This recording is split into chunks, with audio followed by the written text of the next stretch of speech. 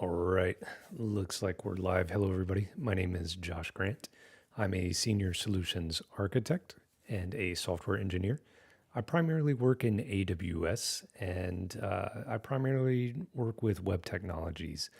So today I'm going to be looking at a new IDE from AWS called Kiro.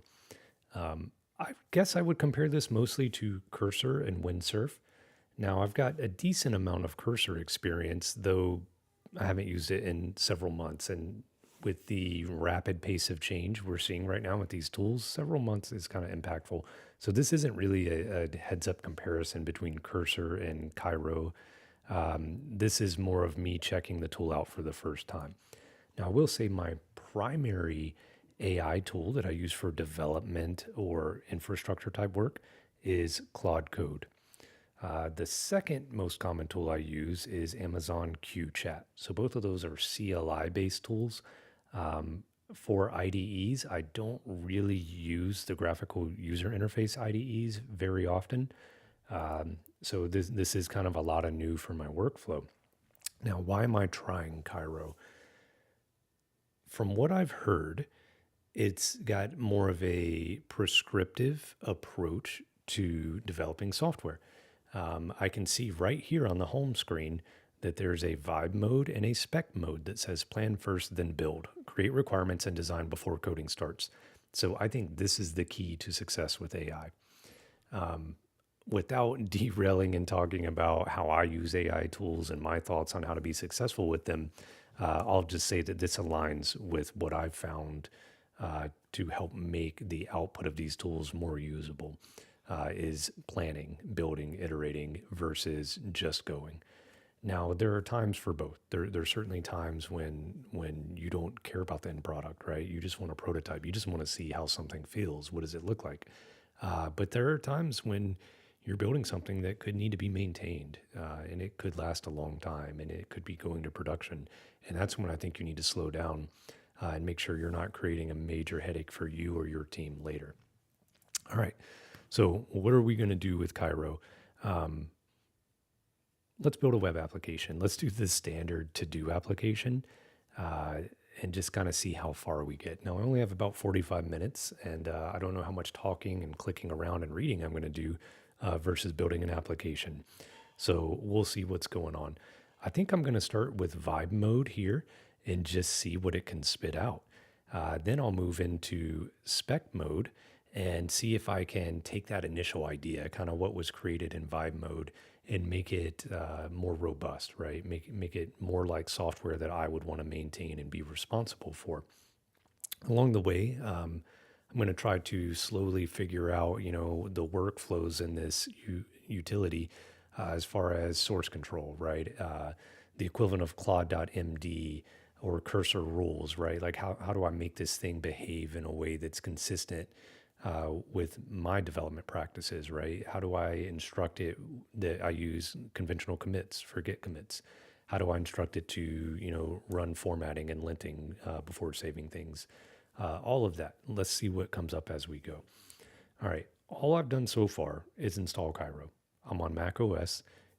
Download it, drag it to the folder, open it, tell Mac OS, yes, I trust this program downloaded from the internet. After I did that and I launched the program, I needed to log into it. This is using generative AI, which is expensive, right? I logged in with my AWS Builder account, my Builder ID. I'm not sure what the limits are for that. I can see by default down at the bottom here, Claude Sonnet 4. Not 100% sure what autopilot mode is. Maybe that's kind of auto edit, right? I don't want to approve edits and so forth.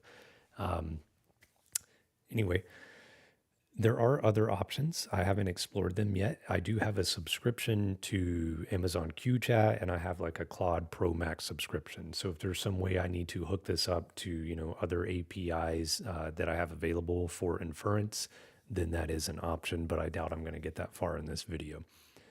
All right, what are we doing? I've opened a project. It's simply called to do. It's empty. Now, the first thing I'll say is I don't like having AI agents bootstrap projects for me. I could tell this thing, build this project. I can tell it what web technologies to use, what specific frameworks to use. And I don't think that's a good idea. I almost always like to use some starter framework, right?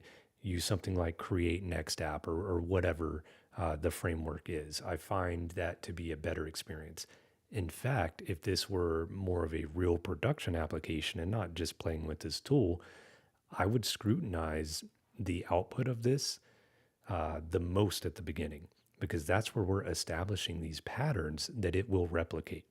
So whenever I look at how I'm abstracting different parts of my code, right? If I'm creating this core business logic part of my code, I'm going to pay a lot of attention to the design patterns used in that. That way, later, as I'm having AI help me with feature work, it's copying the patterns that I want it to, versus just making them up.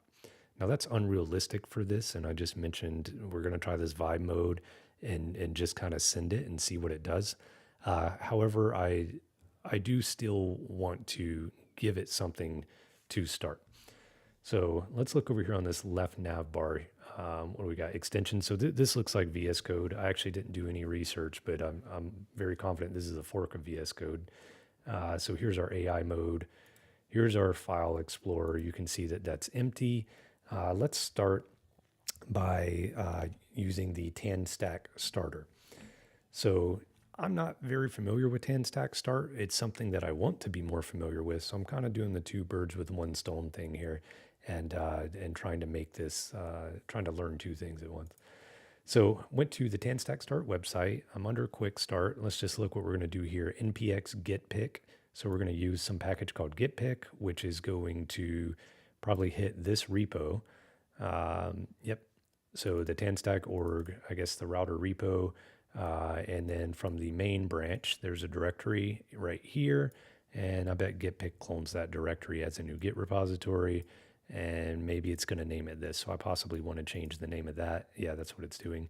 That's changing into that directory. Okay, then doing an npm install, npm run dev. That looks great. So let's just copy this and make a couple changes. First of all, where's my terminal? In VS Code, it's that button. Okay, that'll work for me. Let's come here and paste that command. Okay, some key bindings don't work. Cool. Okay, I'm not going to worry about my key bindings right now. But we're going to clone that. And I'm just going to put a dot here because I want it to clone it in the current directory. I don't want to create another directory. Let's see if git pick is cool with that. And let's see if I can zoom into that terminal. No, not the terminal specifically. All right. So it looks like the clone worked. Not going to go through all of this. Interesting, we got this .vs code file. Okay, that's nice. Again, I assume this is a VS Code fork, so these settings should apply to Kiro. And I don't know when this opened over here, but okay. And it looks like it's just going to exclude from search some of the route generation files and from a file watcher. Okay, nice. Not going to go through the rest of the packages here. I think that's fine.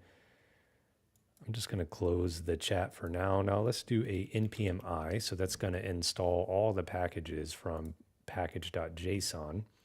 Go ahead and double click this to keep it open, which we can see are React Router Dev Tools, React Start, React itself, React DOM, Tailwind Merge, and Zod. And then dev dependencies, TypeScript, Vite, Vite TS config pass, PostCSS, Tailwind, some types for React and Node and React DOM, and then this Vite.js plugin React. So nothing too surprising there. For scripts, we've got dev, we've got build, and we've got start. So we're still installing right now. When that's done, we'll do a npm run dev, pop open the browser, and see what's happening. npm warning deprecated something. I'm not worried about that. All right, so let's do a npm run dev. And it'll probably be localhost 3000. Okay, so we'll open our browser here. We'll go localhost, how about 3000? And welcome home. This route does not exist. Deferred layout. Okay, TanStack router right here. So these are our dev tools. And then I'm sure these are all examples in the code and so forth. Okay, cool. Let's take a look. I bet this is just like VS Code. So here's our source control. Why is this so slow? What is happening? Let me stop the dev server. Git status, are we in a Git repo? Oh, it's not a Git repo, so that's why this is so slow. I assume that git pick utility would actually, create a new Git repo for me. I'm sure there are reasons it doesn't, so let's do a git init. There we go. Now we have a empty repository. So first thing I want to do, I'll go ahead and commit all of this. Typically I would do a little cleanup on some starter thing before I do my initial commit, because like these image files are going to be in that Git history forever, right, with this initial commit. But this is throwaway. This is fun. I'm not worried about it. But let's do some initial commit, right? And I'm going to do it using mostly conventional commit syntax, just because that's what I like, honestly. It doesn't matter for this project. But by doing it the first time, hopefully, if there is some AI commit message generation part of this IDE, hopefully they look at my commit history and kind of take note of how I write my commit messages. So we'll stay chore. And one thing that I really like to do with these is actually copy the command that I ran to Bootstrap. So I'm going to say chore bootstrap tan stack start, and then I'll go down a line, right? And I like to put the actual command in there that I ran. So we will do a commit. All right, now let's look at this history. Cool, main, click on that. So nothing special here. There's our diff. Okay, I don't think they really did too much with that. All right, let's get to the fun part. So I will go ahead and do an npm run dev, and we'll leave that going. And we'll hide that window. So we should still have our dev server running. Yep, sure do. So let's open this Kiro again. Okay, now I no longer have the thing to choose between vibe mode or spec mode. What are these dots? Specs, agent hooks. Okay. I'm not going to set up any MCP servers in this video, though that is something I do recommend that you do. And I find high value in using MCP servers. But not right now. So interesting, agent steering docs, agent hooks. This is probably good. What I'm assuming agent hooks are like if a tool is used, such as write file or edit file, we could run a hook such as npm run format, right, to format that file. There's some other hooks that we could do, but I don't think I'm going to get to that now. And here's specs. All right, so really not seeing what's going on. So Command L, it looks like is chat. There we go. So chat is the window that I wanted, not Kiro. So we'll go full vibe, chat first, then build, explore ideas, iterate as you discover needs. So let's give this a shot. What models do we have? Claude 4, Claude 3.7, Claude Sonnet 4, Claude Sonnet 3.7, and please close. Okay. On Kiro, we'll make changes. Yeah, so autopilot is, I think, what Cursor used to call YOLO mode. What Claude Code is like auto accept edits. And I don't know what QChat calls it right now. And if you're using OpenCode by SST, it just does that by default. It'll just do whatever it thinks it should do, for good or for bad. All right. So I'm going to tell it I want to make a to-do application. This is a tan stack start example repository. I'll say remove the example code. And I'm trying to think here, do I want to try to have it remove the example code and start on the application? No, probably not. What can happen there is your context window will get full, or even before your context window gets full, it'll just have a lot in it, and your signal to noise ratio is off, right? When the LLM is looking at all of the input you send it, the important parts can be drowned out by all of the other stuff that's in there. So if I try to have this thing clean up this example repo and then build out a to-do application, all of the code and context from that example could still be loaded in there and could really make it harder to get the results I want. So I'm going to go ahead and break this into kind of two different sessions. So the first thing I'm going to do is remove the example code, remove any unneeded files. And let's just see what happens there. I'd say that's a pretty weak prompt, but that's why I'm just kind of experimenting. So something about telemetry and responsible AI. I hope you convert this example into a clean to-do application. Okay. It's going to take a look at the project first. So it's checking the package JSON, the README, and router TSX. It's examining the routes. That's cool. It's looking at the root TSX file and index TSX. Here's all the stuff it's deleting. That looks great. It's checking to see what's left, checking the API directory, checking if nested layout directory is empty. Boom, boom, boom. One thing I don't like about what I'm seeing right now is I'm not really seeing any indication of the context window. I mean, it may not tell me until it gets full. I kind of like the tools that show you a percentage. A lot of them won't show you until it's like 20% left until auto compact.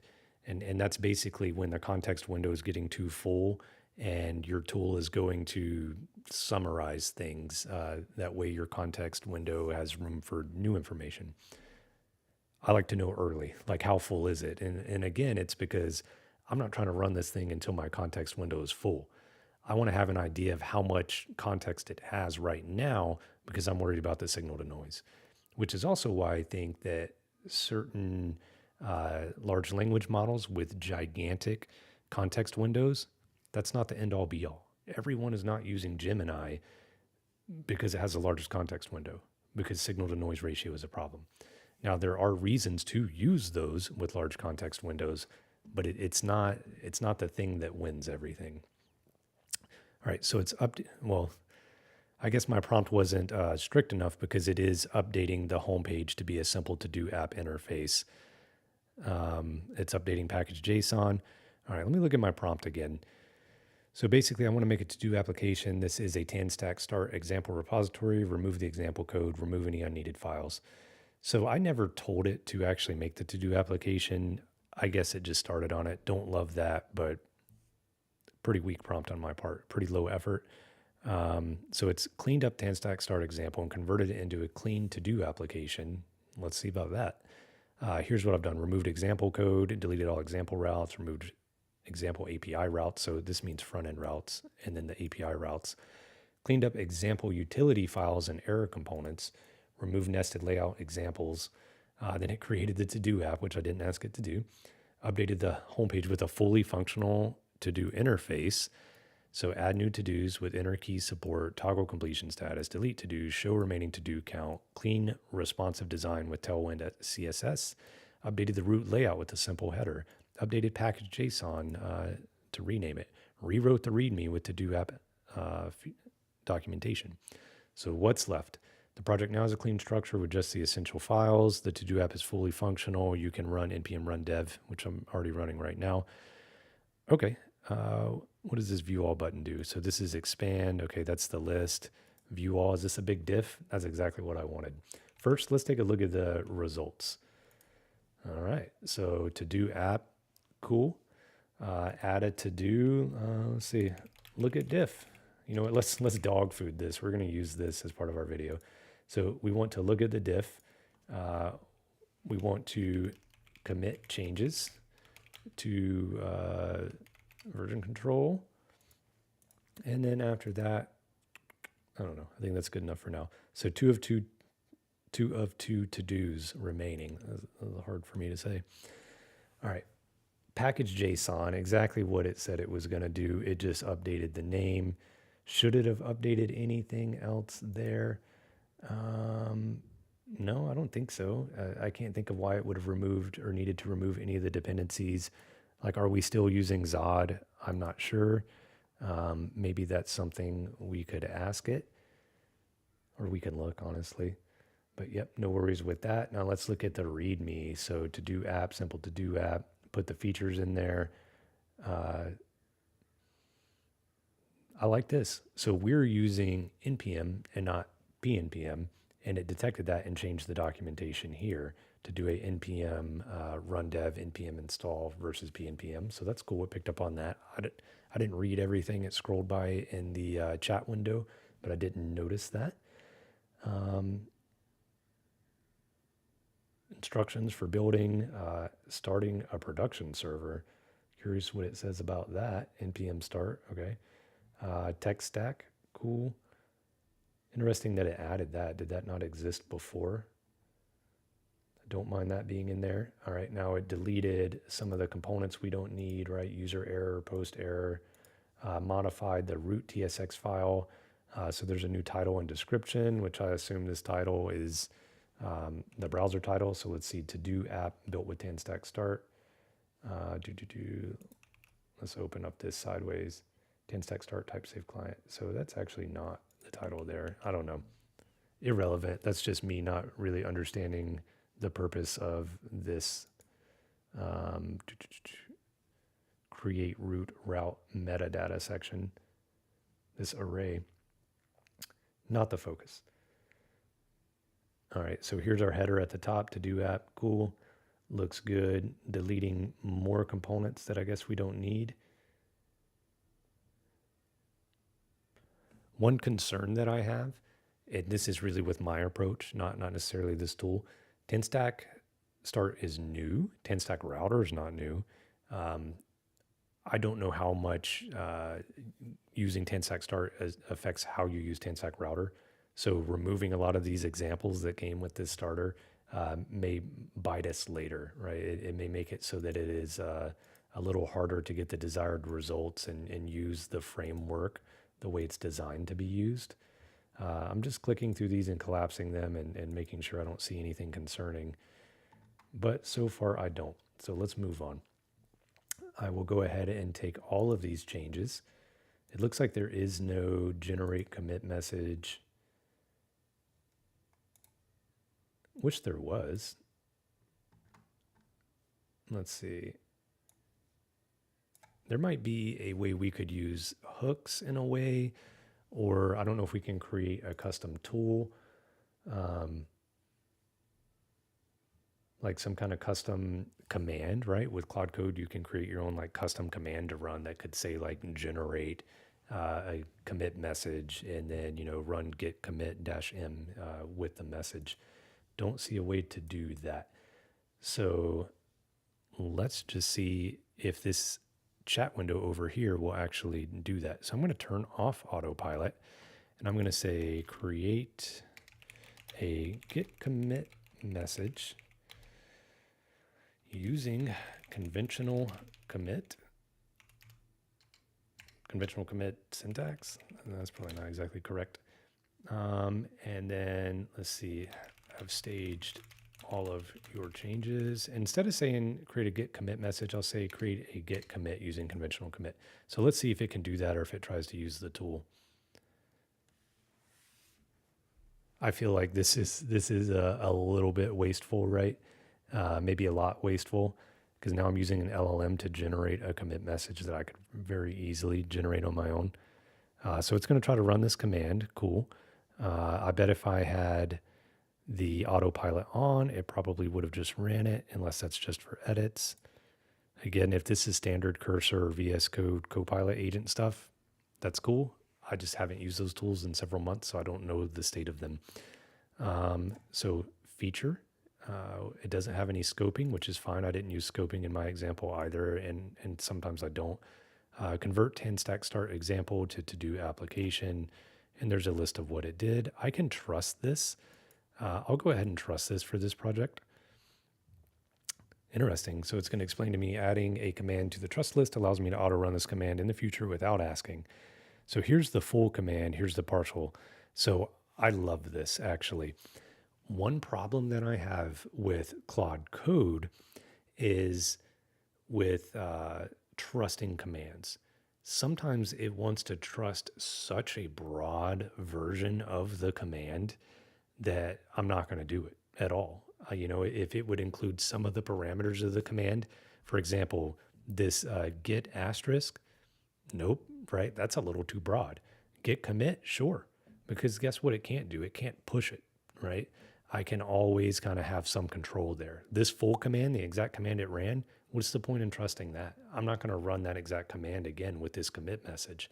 So I'm actually a big fan of this right here. So we'll go with partial, add to the approved list, source Kiro agent. Okay, so that must just be how this is integrated. I wonder where I see this. So let's open settings since it mentioned that. And this is a user setting.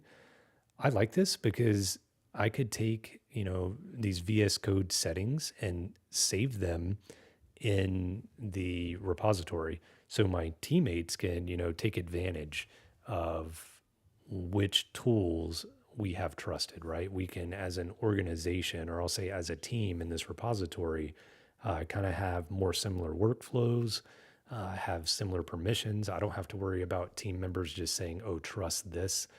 Now, could they still do that anyway outside of the repository settings? Sure, I'm sure they could. This isn't actually controls to prevent that, but it is a step towards it, right? It is a way for my teammates to just have good defaults, right? The tech lead can say, hey, these are the tools that we should be trusting, and they can roll with it. Now, at an enterprise level, I'm sure you're going to want features, and maybe they exist in here that will actually restrict it.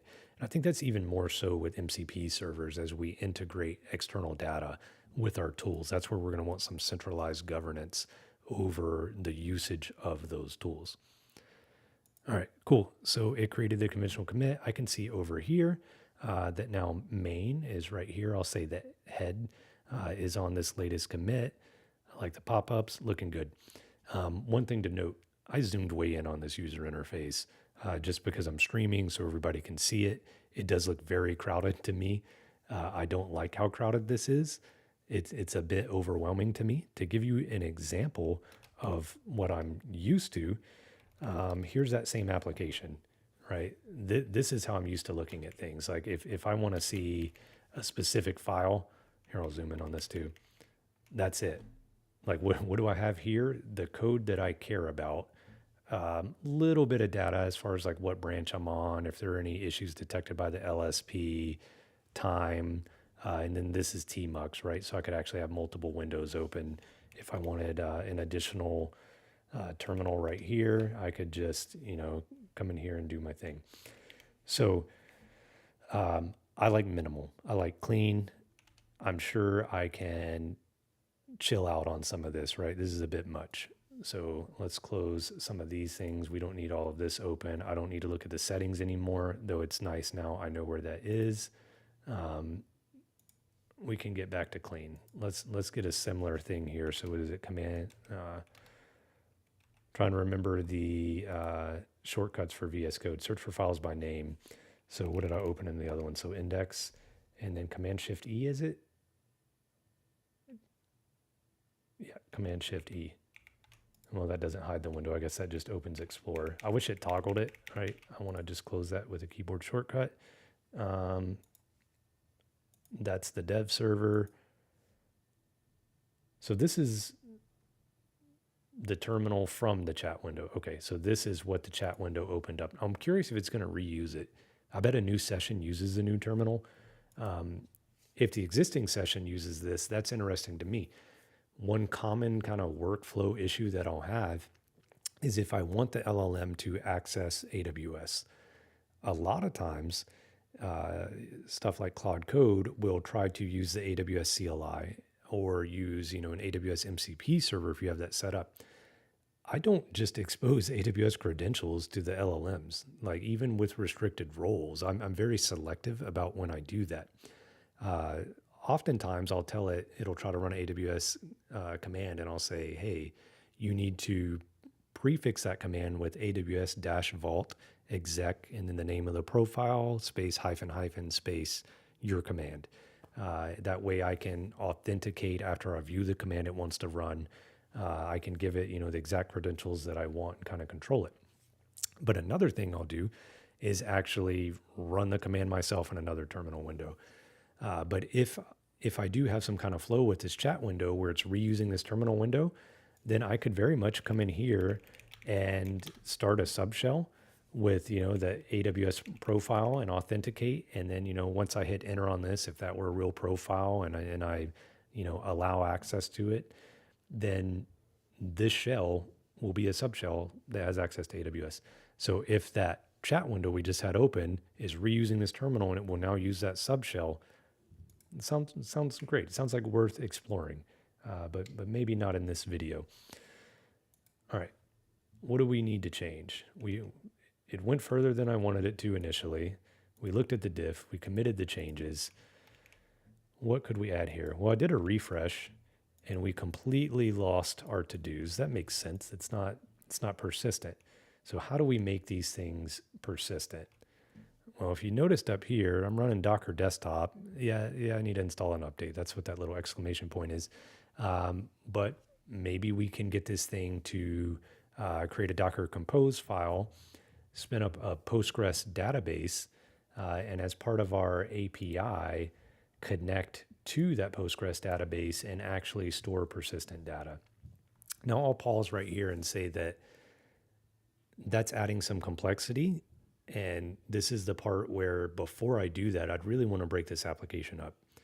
If this were a real application, I'd probably have a mono repo, and I would have a package in that mono repo for the business logic, and a package that kind of implements a specific database adapter, like Drizzle Postgres, right? That kind of acts as that layer. I'm not going to do that. I'm already talking more than I intended on, and this video is getting a little long. So what I'm about to try to make this thing do is not really best practices, but it will get us going. So let's open the chat window again, Command L. Here's our older session. That's cool. Here's our newer session. What is this task list? Is that per session? I'm guessing that's per session. The user interface is a little confusing on that. History. So that's our session history.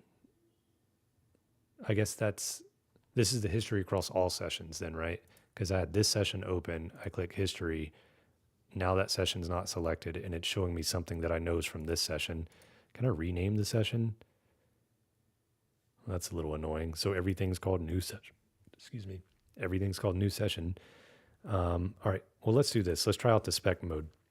So it says plan first, then build, create requirements and design before coding starts. Great for thinking through features in depth, projects needing upfront planning, and building features in a structured way. Okay. I'm going to let's turn autopilot on, even though that doesn't feel like what you're supposed to do with this spec mode. But let's see what spec mode is actually doing for us. Let's close some of these files. Let's just try not to get confused seeing too many things at once. So what do I want to do? Let's see. I want to add persistence to my to-do application. I want to use Postgres, locally manage a Postgres database using Docker Compose. I want to use Drizzle to interface with the database and manage the schema. All right, is that enough of a prompt? Is this thing going to walk me through a planning phase and ask me more questions? I'm not sure. Let's just go with it. Really, again, weak prompt, not best practices. I'd want to give it a lot more information. All right, I'll help you create a spec for adding persistence to your to-do application using Postgres, Docker Compose, and Drizzle. Let me start by creating the requirements. Okay, so it's creating a file called requirements.md. Let's see, is it Command-Shift-P? Nope, that's the command palette. Oh, it opened it for me. Appreciate that. Real busy here. I guess this is my flow. Okay. All right, let me understand this user interface. So on the right, I've got a chat window. I'm in this spec mode versus vibe mode. I gave it a very, very broad idea of what I want to do. It acknowledged and repeated back basically what I told it, created a file called requirements.md, opened that file for me, and it's asking me if they look good.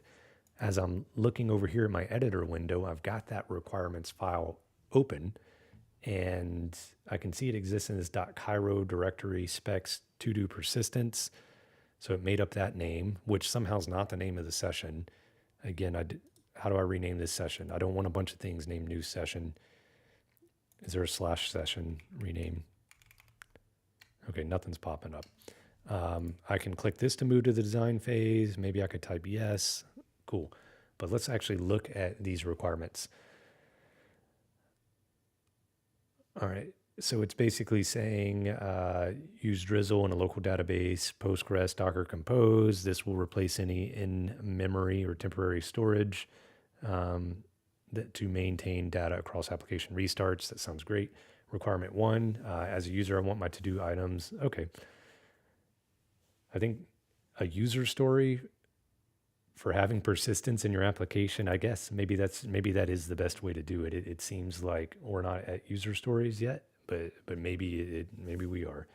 So acceptance criteria, when the application starts, then the system shall load existing to-do items. Okay, weird call out to me. Like, how would it load to-do items before it starts? So the then part.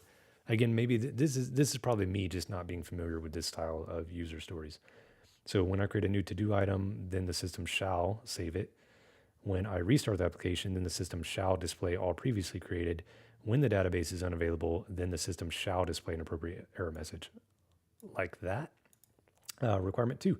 As a user, I want to update and delete to-do items with changes persistent database. So right now, we don't actually have a update other than marking it as checked. Let's see.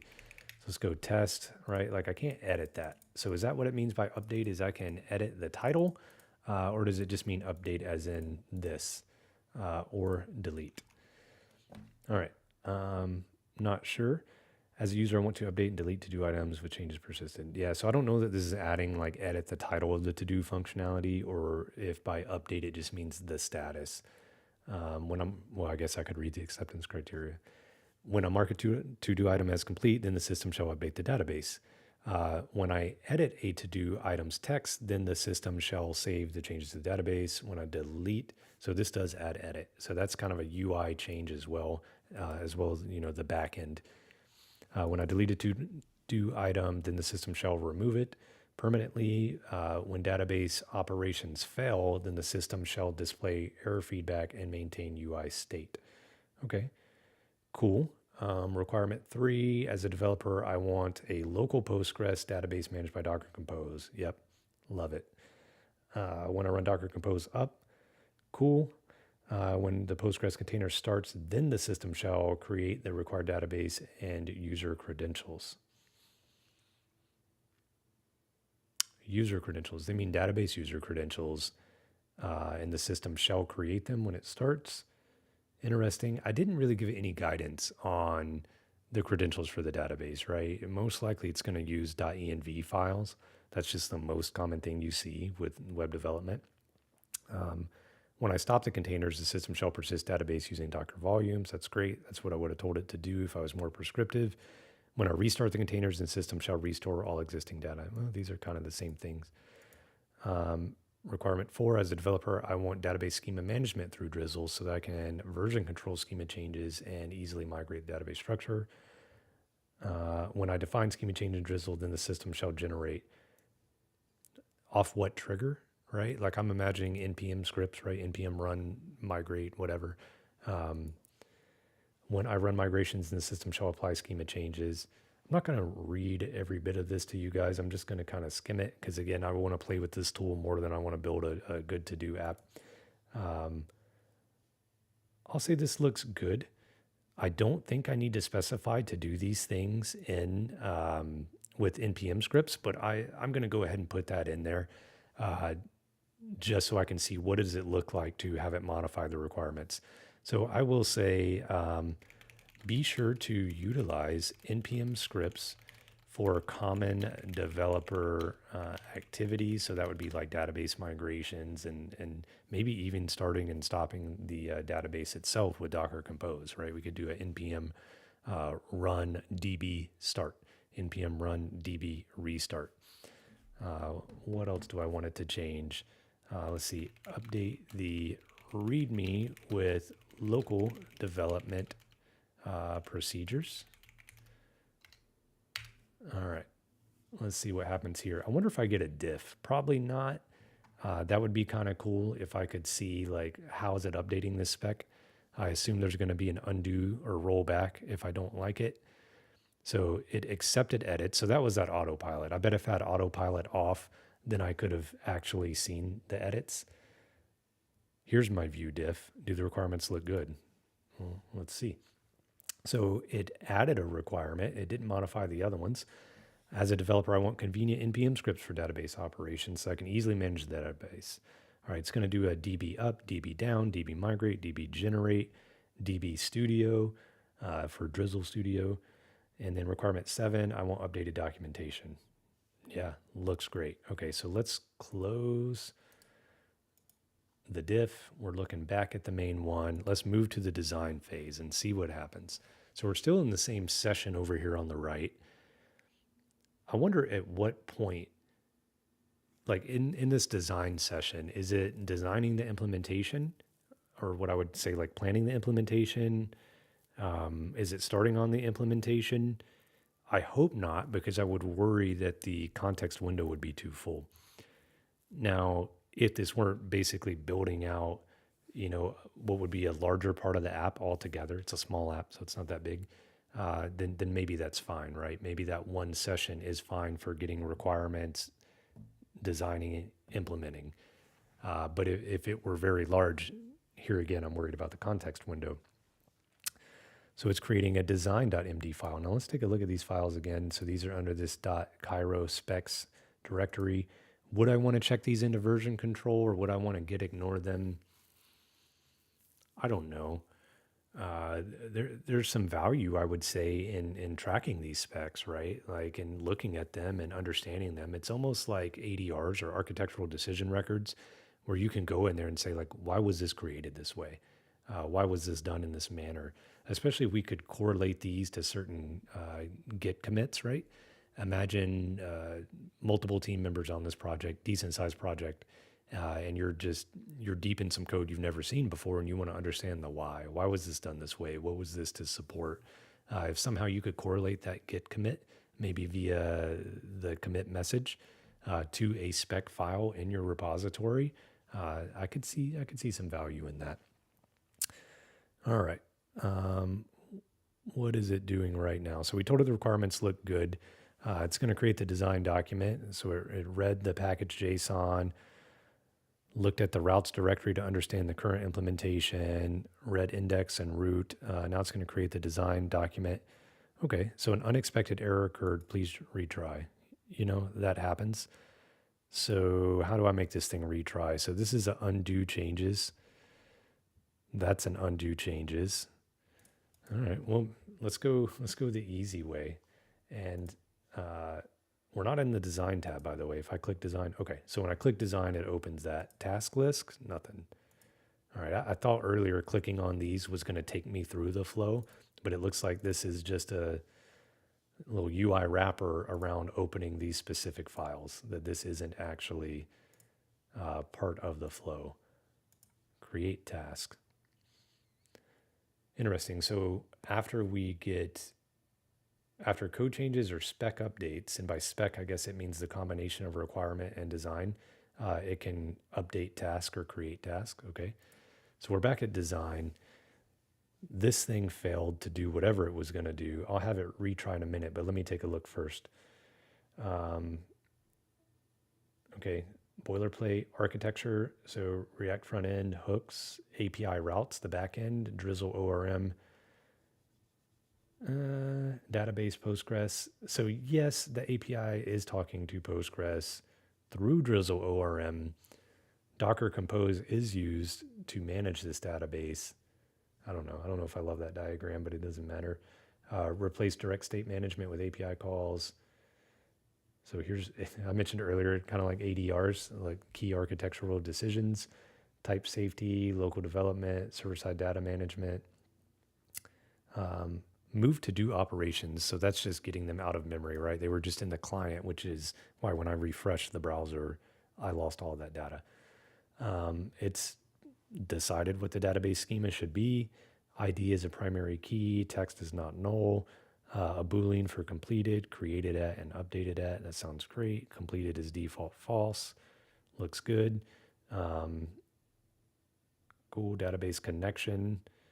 All right. I don't know where it builds that actual connection. There's the schema. So routes, API, to-dos, index. So this is going to have get and post. And then a specific one. So a specific ID is going to have put and delete.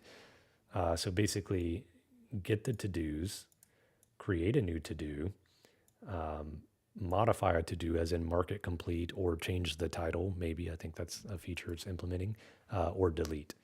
So that makes sense to me.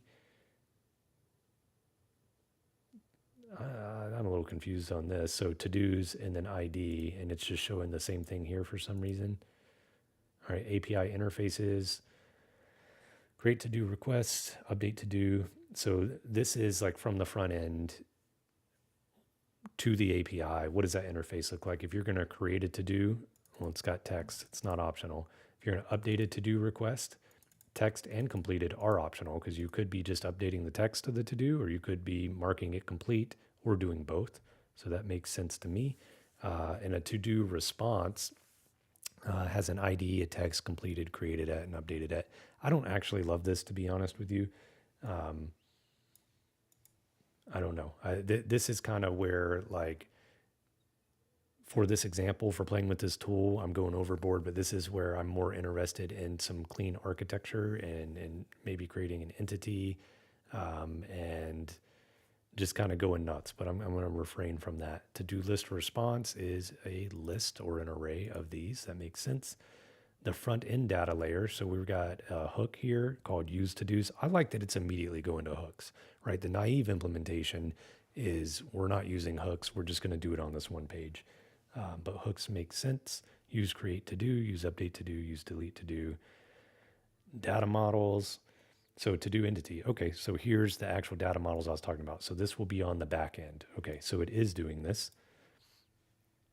Database constraints, error handling. So database connection errors. Just a comment in TypeScript. I don't understand why it's doing it like this. Connection retry logic with exponential back off. Excuse me. Are we implementing that or is it using something that's implementing that? I'm a little curious. API error. Okay, so API error, error message, status code. I'm not familiar enough with TanStack start or TanStack router, to be honest, to know if we need to do this ourselves or if, the TanStack router API just lets us say, here's the status code. Not sure. Or maybe this is kind of the layer of abstraction above that, right, that will interface with TanStack. I'll look at the code for that probably off stream since this is already running a little longer than I intended. All right, this design document looks fine. It looks good enough to keep moving. Here's our Docker Compose file, Postgres, to-do app, to-do user, to-do pass. Don't care about any of that. Default port looks good. There's our volume. All right. And yep, .env, .local. So that's kind of exactly what we expected it to do. And here's our NPM scripts read about earlier. Migration strategy. So it really does have some kind of system prompt that is going over kind of the major things that you would want to think about before implementing, right? It's hit kind of all those major things. Now, what was this unexpected failure? I'm just going to paste this back in there and see what it does. What I'm expecting is it to say like, okay, do you want me to develop a task list? Whenever it decides it's finished with this design, I expect it to ask me, yep, there we go. Does the design look good? We can move on to implementation. Well, let's move on to implementation. So now I guess implementation is task list. One kind of user experience thing here. We've got requirements and design, and over here in my chat window, it used those same names. But now it's saying move on to implementation, which is the task list. And it's actually unclear to me if this is just generating the task list. Okay, another unexpected error. But is this just generating the task list? Or is this also going to launch sub-agents or subtasks and start on implementation of them? And oh, you know what? It looks like this UI may do that for me a bit. This is clickable. Don't love it. I don't like clicking, right? Remember, this is what I like. I don't like clicking. Like I want to open a file, I'm fuzzy finding, right? So not the biggest fan of like coming over here and clicking this. I assume it'll a little check mark right here so I'll know what I've done, but not bad. All right, so we still got an error. Cool. Let's hit that up again and see what it says. While that's happening, let's look at the task list. So they're numbered. Even references the requirements. So let's go through one. Requirements 3.1, 3.2, 3.3, 6.1, 6.2. So let's look at 3.1. Docker compose up, it shall start a container. When it starts, it shall create the required database and user credentials. The initial start, like I don't know. Not the biggest fan of how they worded that, but yep, that makes sense. And then it was 6. All right, yep. So the DB up, DB down would be related to set up the database. Cool. All right, finalize task list. Okay, I'll just go yes, again, due to time constraints. Let's see what it's gonna do next. Is it gonna tell me to start clicking over there? All right, you now have all of this. To start implementing, you can open this and click Start Task next to it. I recommend starting with Task 1. Task 1 sounds like a good place to start. Now, here's my question. When I click Start Task, surely it's not going to use this session again, right? It's going to start a new session. I'm assuming I will see a chat window over here that I can follow. Will I be able to select Autopilot or not? I don't know. I'm going to deselect Autopilot just to see. I'm going to click Start Task. All right, look, we got a new window. Sweet. That was what I was hoping for. Again, I'm always worried about the context. I'm worried about the signal to noise. So if it were to just keep loading it into the same session, that would be a problem. All right, it's implementing task 1. So it's looking at task.md. Cool. It's reading a file, and then it's going to have an error. So I feel like the theme of the day is errors. Now, this tool is new. Is there even a status page for it? So let's open our browser and let's go to AWS Kiro status page. Really, I'm sure it's using Bedrock under the hood. Show results with Kiro. Yeah, we're not going to see that.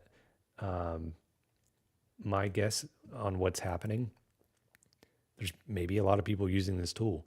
And I authenticated with my Community Builder ID, which is not paid. So I'm assuming that I'm being rate limited and they're just showing it to me in an odd way. And I don't think I'm being rate limited because of the volume of requests. You've seen I've made very few requests. I think I'm being rate limited maybe because the overall volume of requests to the system. So what I can do next time is actually authenticate with some sort of paid account and see if that doesn't happen. But let's give it one more push here. Could be a bug in the code as well. I could be completely wrong about the issue I'm seeing. Ooh, okay. So it's kind of like it's looking at all 3 files now. All right, so it looks like it forgot. All right, well, let's do this. Let's retry instead of trying to save this session, right? Because as you can see, when I basically told it something happened, retry, it started fresh. Whatever prompt it had initially received when I clicked Start Task on the left that made it go, I'm going to implement task 1. Let me read task MD. Let me get started. That prompt was obviously gone because it just did some new assessment and read the requirements, design, and task, gave me a list of the tasks and said, which one do you want to implement? All right, so let's try retrying on this. Okay, another error. All right, concluding thoughts here. Is this tool game changing? No. Is this tool more prescriptive in a workflow that I would say is going to give you better results than just vibe coding? Not a fan of that term, but just winging it, basically, just using this chat interface and telling it to do a bunch of stuff. Yeah, this workflow is significantly better. Do you have to use this tool to execute this workflow? No, you do not. You can do this workflow on your own and customize it on your own. Do you get better results that way? Maybe. I don't know.